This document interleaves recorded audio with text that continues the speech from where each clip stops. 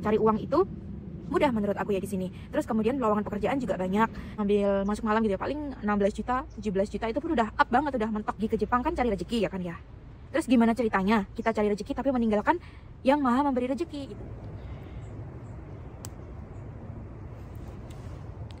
Halo, assalamualaikum warahmatullahi wabarakatuh. Bismillahirrahmanirrahim. Allahumma sholli ala sayyidina Muhammad wa ala alihi sayyidina Muhammad. Minasan konnichiwa. Kono video kuriku shite kurete arigatou gozaimasu. Halo teman-teman, selamat datang kembali, selamat berjumpa kembali di channel ini, channel yang membahas tentang hutang piutang dan spesialnya adalah hutang riba. Bersamaku, salam kenal, namaku Ajeng.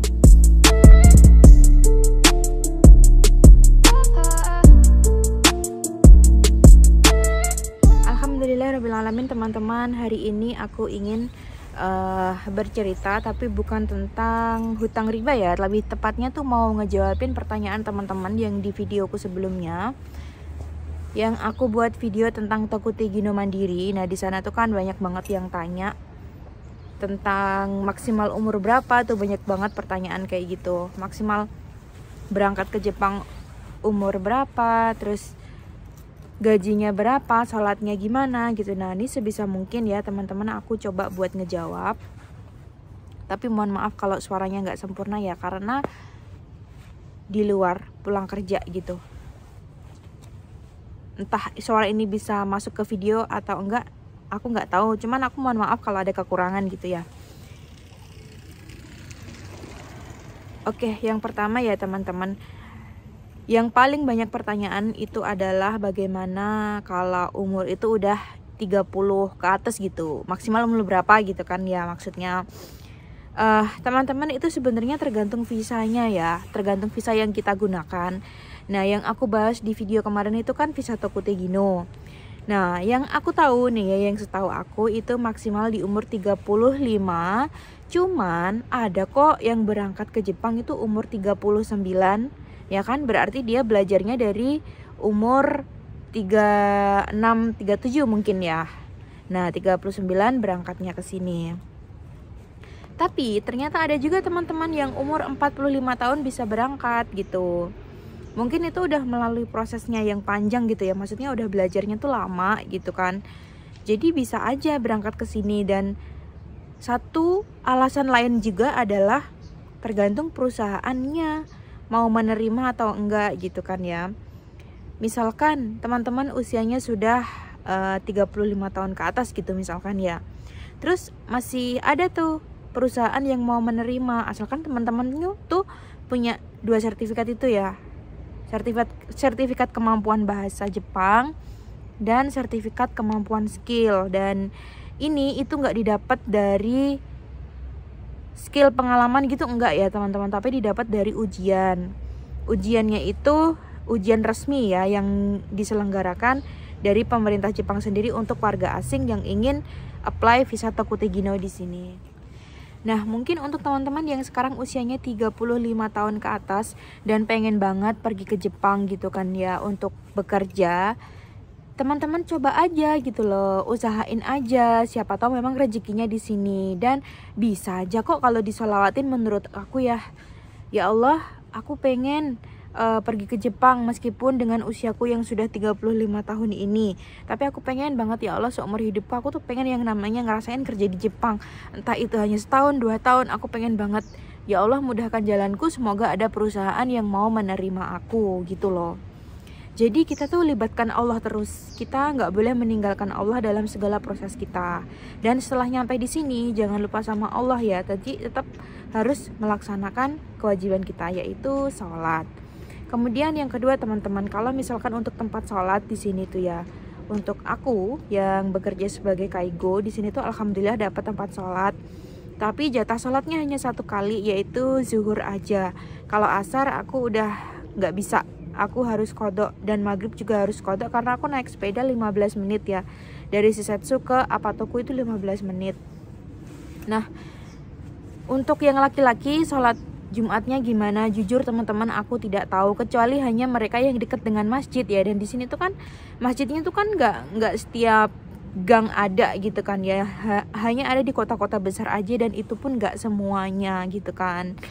Nah, itu mungkin menjadi tantangan terberat ya untuk kaum laki-laki untuk ngelaksanain sholatnya. Yang aku tahu mereka tuh kebanyakan ya meninggalkan sholat Jumat kayak gitu. Dan itu aku sangat-sangat tidak cocok gitu kan ya, tidak merekomendasikan teman-teman untuk bekerja yang jauh misalkan di pedesaan, karena nanti akan susah sholat Jumatnya gitu loh. Ya bisa sih dilaksanakan dengan teman-teman di rumah. Bisa nggak sih kayak gitu? Aku kurang tahu ya, mohon maaf kalau untuk sholat Jumat. Yang aku tahu teman-temanku yang di sini tidak melaksanakan sholat Jumat, dan itu merupakan dosa besar untuk kaum laki-laki ya. Jangan ya. Menurut aku, saran aku ya teman-teman yang laki-laki, pikirkan gimana kewajiban kita ya. Kita itu pergi ke Jepang kan cari rezeki ya kan ya. Terus gimana ceritanya kita cari rezeki tapi meninggalkan yang maha memberi rezeki gitu. Makanya aku senang tuh kalau ada yang tanya, Kak sholatnya gimana? Kak untuk sholat Jumatnya laki-laki gimana? Itu berarti di hatinya ada Allah. Itu berarti di hatinya terpaut gitu sama Sang Pencipta yang mewajibkan kita untuk melaksanakan sholat gitu ya. Nah, kalau untuk sholat kodok gini tuh sebenarnya aku juga beban teman-teman. Kan aku tidak bisa sholat asar ya. Dan sholat isya pun aku juga pasti ketinggalan karena naik sepedanya lama gitu kan. Itu tuh beban terberat aku, yaitu aku harus mau kodok sholat setiap hari. Kecuali aku hanya libur. Hari libur itu aku bisa sholat tepat waktu ya. Nah apalagi kalau main gitu kan, misalkan main gitu, sholatnya tuh susah. Tapi ya aku usahain tetap bisa sholat dimanapun lah, entah di fitting room atau di tempat-tempat yang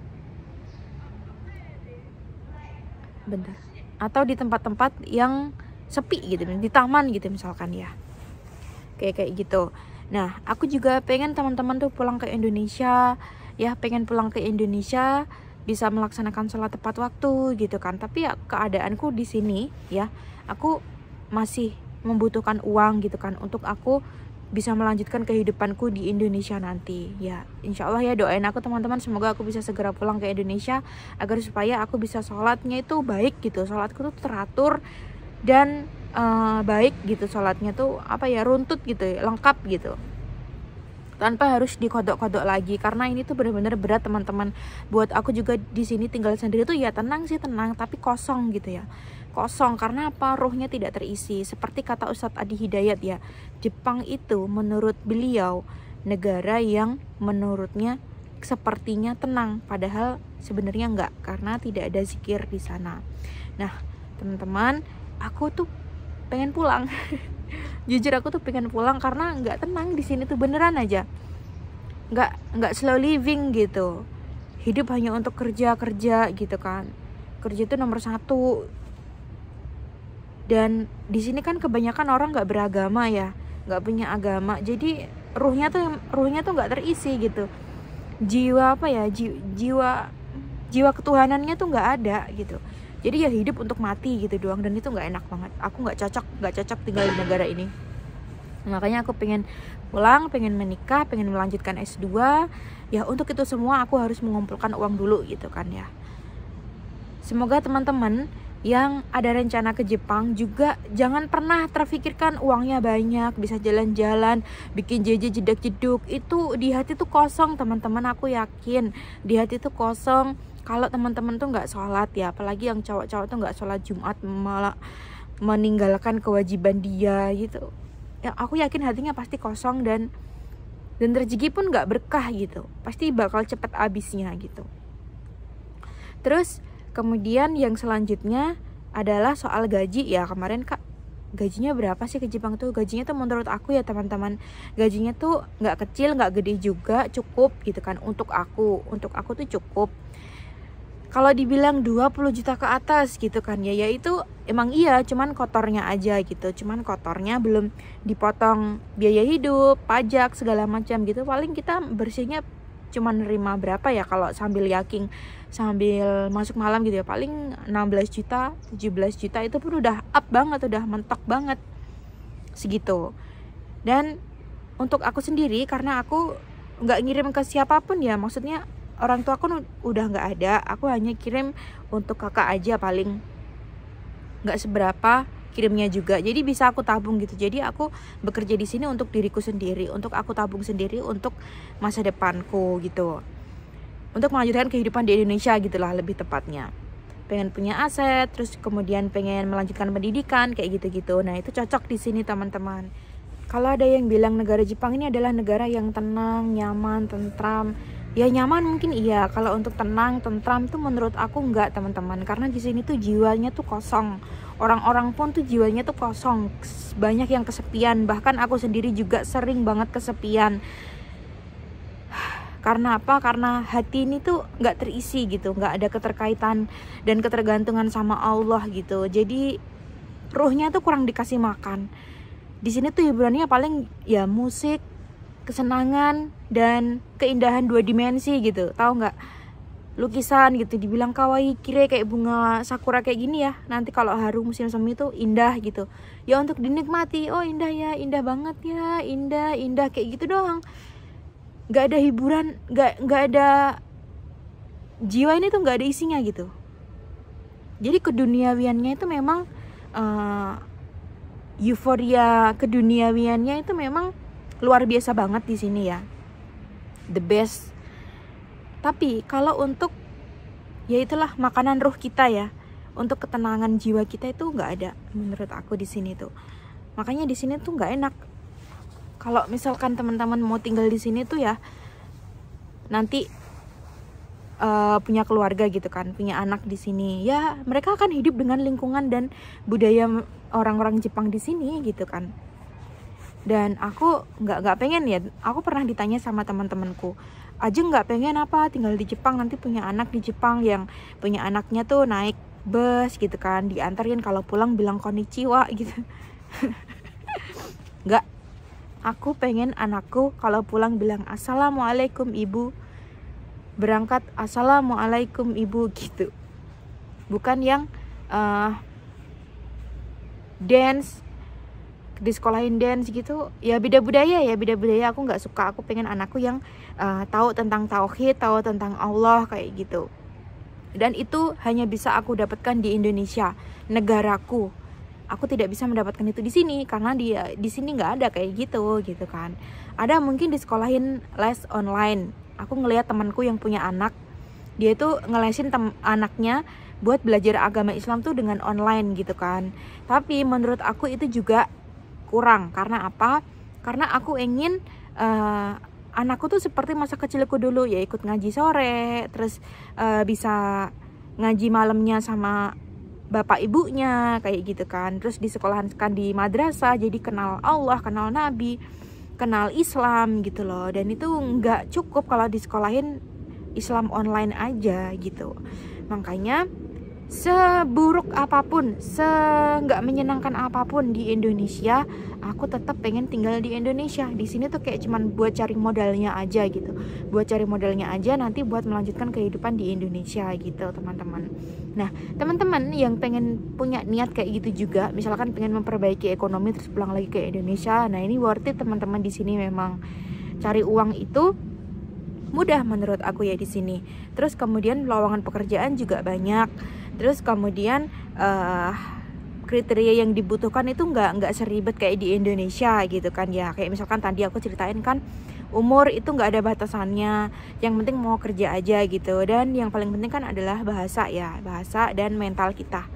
Terus resikonya yaitu tadi sholat kita, agama kita kayak gitu. Nah sebisa mungkin kita harus bisa nih teman-teman, paling enggak sebulan sekali pergi ke masjid agar supaya kita tahu gitu. Oh, aku adalah orang Islam. Oh, di sini ada Muslim, di sini ada masjid yang harus aku ramaikan kayak gitu-gitu ya.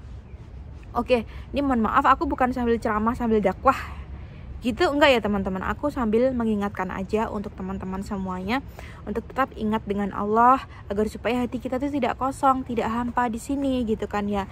Oke, aku rangkum lagi ya yang pertama tadi. Teman-teman kalau misalkan mau bekerja di sini itu umurnya tidak terbatas ya.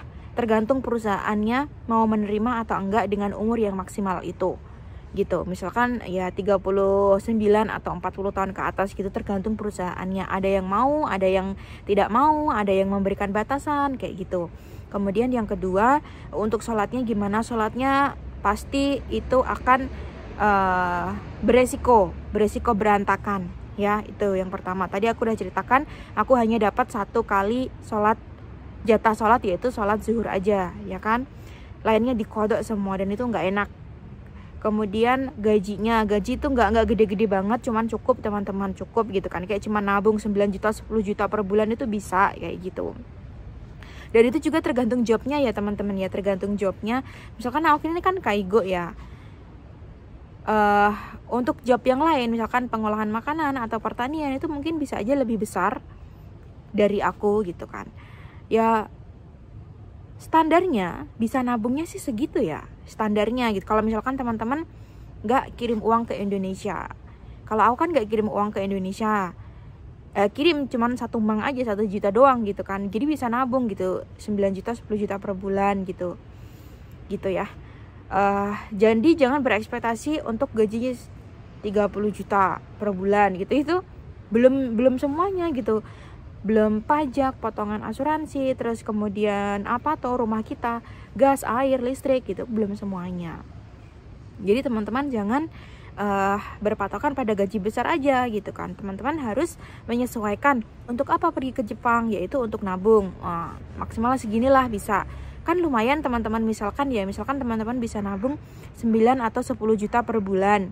Itu kan lumayan, alhamdulillah gitu loh. Jadi daripada bersusah payah bekerja di Indonesia ya, yang gajinya cuma 3 juta 2 juta aja. Nah menurut aku ini nggak worth it di Indonesianya tuh, itu tentang pekerjaan, tentang gaji itu. Karena sulit ya untuk kita ngumpulin uang untuk kita sekolah lagi. Misalkan kalau aku untuk S2 lagi gitu kan, itu sulit gitu kalau misalkan gajiku cuma 2,5 juta gitu. Jadi aku di sini semaksimal mungkin mengumpulkan uang ya, sembari dengan aku boosterin pakai sholawat agar supaya rezekiku datang dari arah mana-mana, supaya aku cepat pulang ke Indonesia dan aku bisa memperbaiki sholatku, aku bisa memperbanyak ibadah, dan aku bisa merasakan ketenangan yang sesungguhnya, yaitu dengan bisa mendengar azan, melaksanakan sholat tepat waktu, runtut 5 waktu gitu. Kayak gitu. Aku doakan juga ya, semoga teman-teman yang punya niat seperti aku nih, punya niat seperti aku, semoga dimudahkan, dilancarkan semangat belajarnya, dan tetap semangat apapun yang teman-teman hadapi sekarang ya, masalah apapun, banyak hutang, punya tanggungan, punya tagihan, teman-teman kita punya Allah. Dan siapa tahu ya teman-teman tuh jalannya bukan ke Jepang tapi dengan jalur lain gitu kan, bisa aja. Oke, teman-teman jangan pernah lupa untuk selalu menyerahkan diri kepada Allah Subhanahu wa taala. Kita tuh pasrah gitu, pasrah dan penuh harap. Pasrahnya tuh penuh harap. Kita pasrah penuh dengan pengharapan kepada Allah. Itu the best banget, luar biasa banget aku rasain. Dingin teman-teman, sarung tangan aku di mana ya satunya? Pokoknya kita harus pasrah dengan penuh pengharapan ya. Berdoa jangan lupa, kita harus melakukan apa yang orang lain tidak lakukan. Berdoa, sholat tepat waktu, banyakin sholawatnya gitu, nanti Allah akan turunkan banyak rezeki untuk kita. Nah mungkin ya Allah itu memberikan aku rezeki itu lewatnya di sini, bekerja di sini gitu, dan ini akan aku jadikan sebagai perjalanan spiritualku yang paling baik ya di Jepang ini. Di antara yang lain sibuk main-main, kosong jiwanya, aku berusaha sekuat tenaga untuk bisa tetap hidup jiwaku, tetap hidup roh dan hatiku ini dengan Allah Subhanahu wa taala. Ya teman-teman, semoga teman-teman dimudahkan dan dilancarkan segala urusannya, dan apapun yang teman-teman cita-citakan semoga segera tercapai ya. Aku akhiri video ini, mohon maaf kalau ada banyak kata yang salah. Aku mohon maaf. Wassalamualaikum warahmatullahi wabarakatuh.